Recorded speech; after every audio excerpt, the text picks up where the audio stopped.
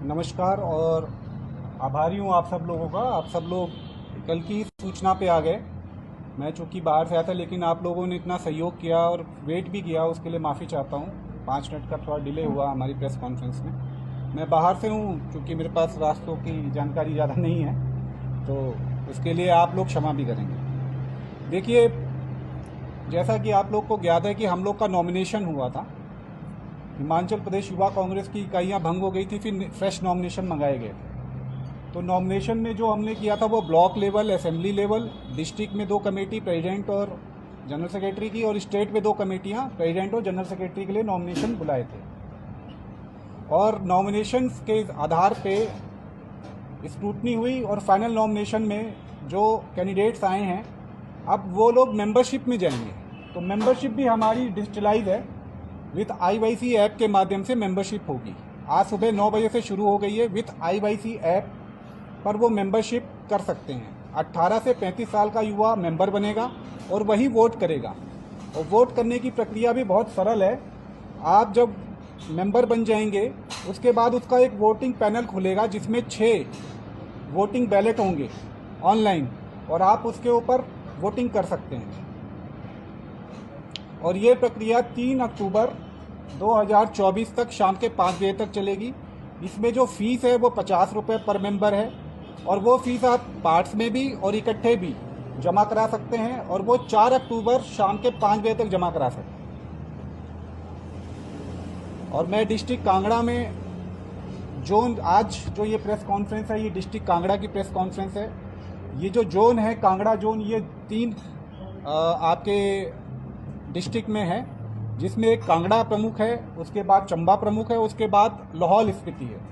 3 जिले इसमें आ रहे हैं। और इसमें हमारे पास जितने भी उम्मीदवार हैं, सबको शुभकामनाएं हैं। और साथ में कुछ गाइडलाइंस है जो मैं प्रेस के माध्यम से, आप सभी बड़े भाइयों के माध्यम से, सहयोगियों के माध्यम से पहुंचाना चाह रहा हूं। पहली सबसे प्रमुख गाइडलाइन ये है कि कोई भी सीनियर लीडर, MLA साहब हों, MP साहब हों, या CM साहब, या इस स्तर के, राज्य स्तर के कोई भी लीडरशिप कांग्रेस की इसमें डायरेक्ट इन्फ्लुएंस नहीं कर सकती है। उनका किसी भी पोस्टर पे या किसी भी उस पे डायरेक्ट वो नहीं है। वो उस लीडरशिप को ये रिक्वेस्ट की जा रही है कि वो पोस्टर्स पे या उम्मीदवारों के उसमें कहीं भी इस तरीके से इन्वॉल्वमेंट ना आए। दूसरी चीज़ ये है कि एजेंसी के माध्यम से कोई मेंबरशिप नहीं होगी, क्योंकि ये मेंबरशिप पूरी डिजिटलाइज है। एजेंसियाँ कोई हायर ना करें, क्योंकि उसके खिलाफ फिर सख्त कार्रवाई होगी उस उम्मीदवार के खिलाफ।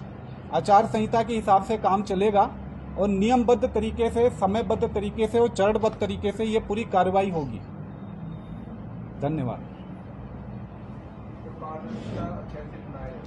पारदर्शिता देखिए, सारी चीज़ YCEA.in के ऊपर इस्टेब्लिश है। नॉमिनेशन भी हमारा इस्टेब्लिश है YCEA.in के ऊपर।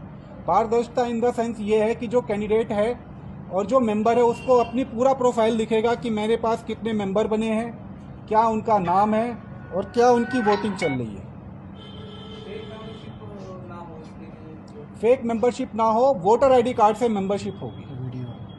और वीडियो में डिक्लेरेशन होगी कि मैं फला व्यक्ति हूँ, मेरा नाम ये है, मैं भारतीय युवा कांग्रेस का सदस्य बन रहा हूँ। जी, कंपल्सरी है। अभी तक कितने नामांकन? देखिए, अभी हमारे पास जो स्टेट, मैं आपको स्टेट की फिगर दे देता हूँ, जो मैं अपने जोन की है वो नामांकन की लिस्ट आपको फॉरवर्ड कर सकता हूँ। बाकी यूथ कांग्रेस इलेक्शन अथॉरिटी की जो हमारी वेबसाइट है, उसके ऊपर सारी डिटेल्स हैं। सर, तो ये मेंबरशिप है, यही वोटिंग में काउंट होगा? बिल्कुल जी, मेंबरशिप के साथ ही वोटिंग है। मेंबरशिप मतलब वोटिंग? मेंबरशिप मतलब वोटिंग है। इसकी जितनी मेंबरशिप होगी, हाँ, एक मेंबर जो बनेगा उसको पैनल मिलेगा, पूरा डिजिटलाइज पैनल मिलेगा, जिसमें आपका स्टेट के प्रेसिडेंट हैं, जनरल सेक्रेटरीज हैं, उसके बाद डिस्ट्रिक्ट के प्रेसिडेंट है, डिस्ट्रिक्ट के जनरल सेक्रेटरी हैं, उसके बाद असेंबली कमेटी है, उसके बाद ब्लॉक कमेटी, अगर ब्लॉक कमेटी है तो उस आधार पे वो अपने उम्मीदवार का चयन कर सकता है वहाँ पे। एक डेडलाइन तो होगी कि कब से ये मैंने आपको बताया 3 सितंबर, आज की डेट सुबह 9 बजे से शुरू हो गई है विद IYC ऐप के माध्यम से, और 3 अक्टूबर शाम के 5 बजे तक, 3 अक्टूबर शाम के 5 बजे तक। उस दिन परिणाम भी घोषित हो जाएगा? नहीं, अभी ये एक फेज़ है, जिसमें हम मेंबरशिप और वोटिंग करवा लेंगे।